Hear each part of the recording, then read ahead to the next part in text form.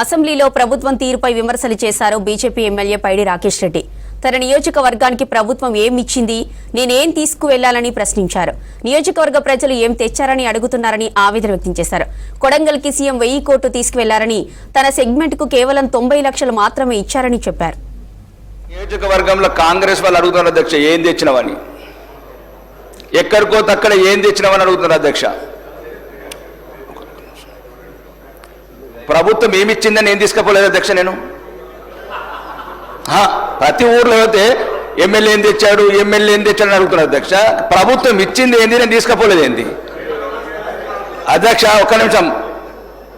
గౌరవనీయ రవాణా శాఖ మంత్రి గారు, నేనేమంటున్నానంటే అభివృద్ధి లేదు, అవమానం మళ్ళీ మీరే ఎత్తారు.